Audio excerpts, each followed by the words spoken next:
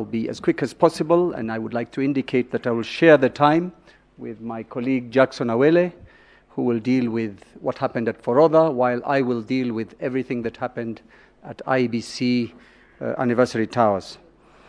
The report the court has given runs into 178 pages, but we worked overnight to provide written observations to the court, which we filed this morning, and so all parties are actually aware of whatever it is the first and second respondents, petitioners have observed.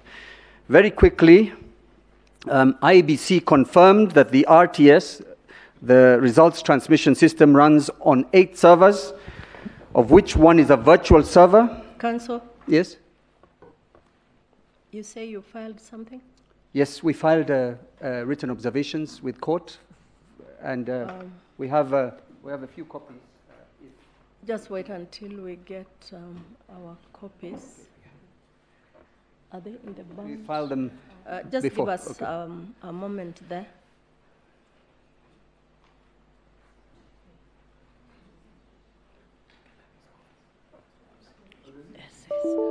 If you say you have extra copies, you could give us, yes, so as to save on time.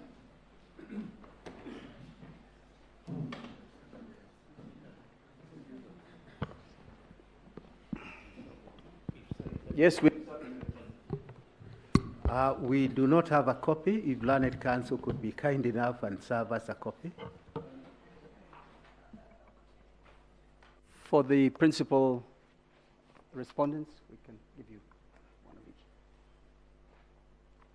This shows the time we are given to respond. We served them before 9 o'clock this morning. Electronically. The only thing that there'll be a problem is some of the images will not be very clear, but when you do have time, the images at the end. Just hold on, Counsel. Okay.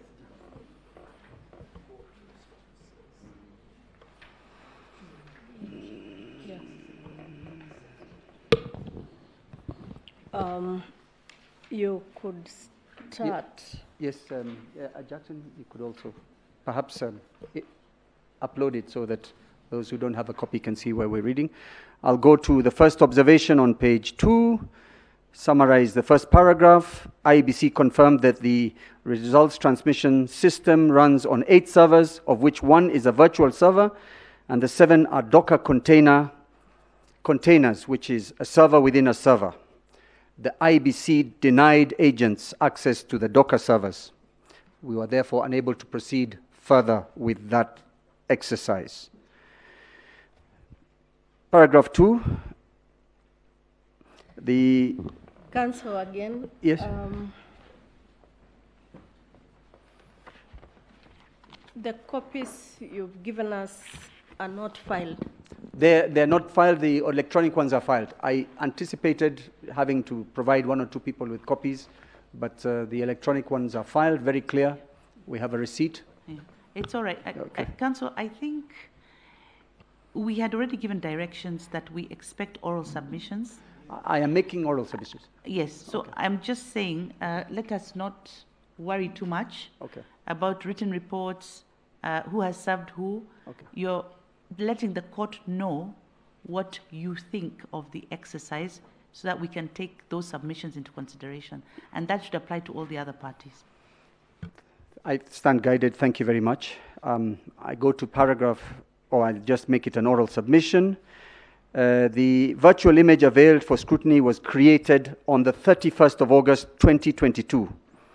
We therefore state that this cannot be from the same server that ran the just concluded general election. And the image of the server was not provided. The further major observation we make, the KIMS kit was not availed for scrutiny to establish the availability of the embedded scanner application that would verify the image format. So the Iebc declined to avail the system documentation. I go on.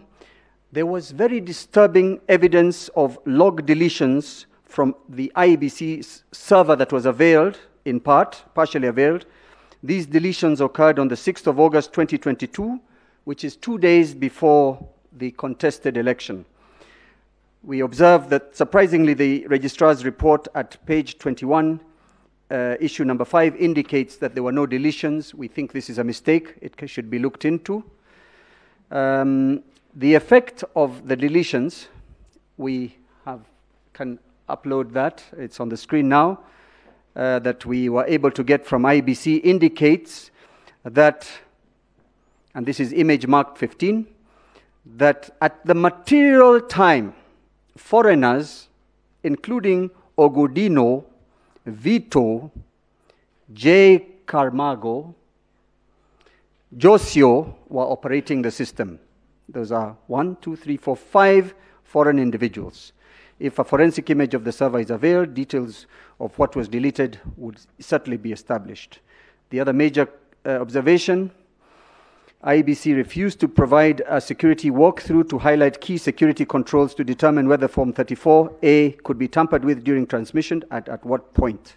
So we hit a dead end, contrary to what their counsel repeatedly says. They are transparent, it's available. They are even giving the court, donating to the court KIMS kits to look through. Finally, or well, not finally, Iebc refused to grant access to the forensically imaged servers. Instead, the server administrator projected the vSphere, which is the Virtual Server Application Management System, on the whiteboard to demonstrate the access to the servers. The vSphere indicates that the virtual RTS server was created and modified on the 31st of August at 2022. In effect, no information from a server was provided to show what happened during the 2022 general election. Number 11, a couple of manuals were provided, or bundles of documents. We'd like to point out that of interest to the court would be that at page 77 of one of the manuals titled Information and Communication Technology ICT Policy, at page 77 and 78 is a list of 77, a list of 41 individuals, starting with Dixon Kwanusu, and second one Abdi Dahir Abdi Malim, who are described at the top of the page as national returning officers, an office unknown to the law or the Constitution. I would request that the court takes note of that in particular. And paragraph 14, on the 1st of September 2022, the deadlock over the servers finally came to a head when Iebc wrote to the Registrar of the Supreme Court enclosing a letter dated 31st August 2022 from Smartmatic International BV, the same company that Carmago comes from, enclosing in which the letter states, amongst other reasons, the image of the NTC servers containing software owned and copyrighted by Smartmatic and thus IP protected. Providing full access would infringe our intellectual property rights. That brought to the end that matter. Smartmatic, Carmago, whoever they are, wherever they are from, have indicated that they will block and refuse access to the servers completely. I then move to the images. Certain images were shared by Iebc. I'm not certain that they were aware of what they were serving. There was always a staff that seemed quite unqualified in whatever they were doing. They couldn't operate the systems or pretended they couldn't, but they did share image number 6. The first image I showed was the image of deletions, but the one I would like to focus on in this very limited time is image number 6, which is several, about 1, 2, 3, 4, 5 pages of logs. The logs are from the RTS server, results transmission system, on various days leading up to and after the election date of the 9th. In particular, 15th July 2022 to the 16th of August 2022. And I must apologize to bring the bad news not only to this court, but to the entire Republic, that those logs contain active participation of foreigners on the results transmission systems of Iebc from the 15th to the 16th of August, 15th of July to the 16th of August 2022. Their names are Vito, Josio, that is the names identified in these logs, Josio, Ogudino, Sisiva, Provisio, and Jacamargo.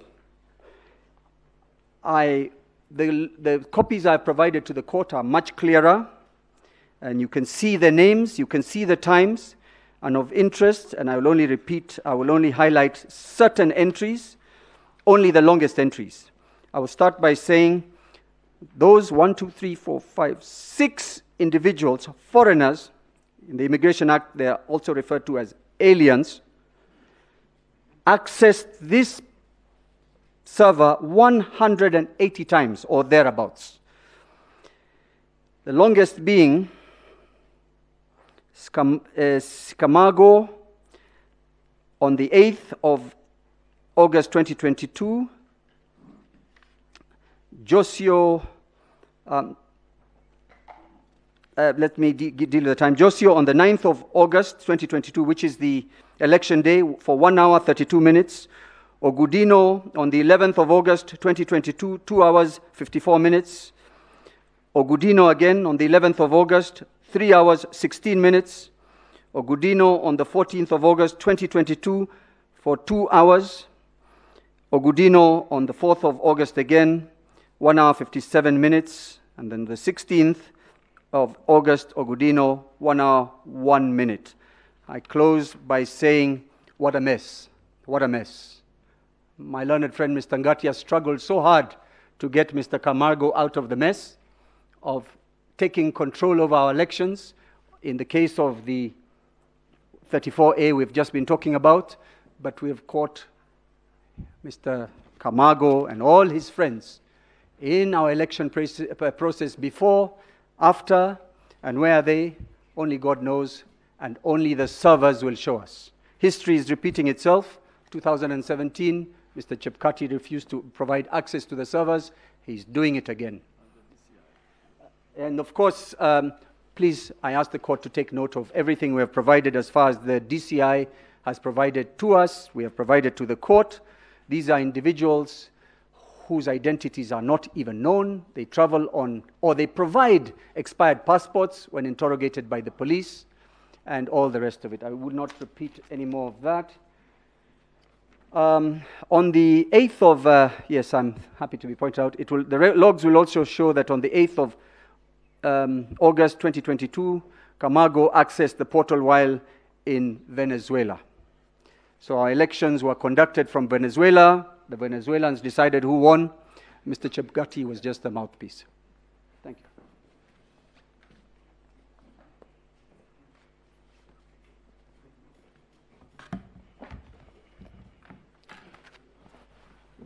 My lady, the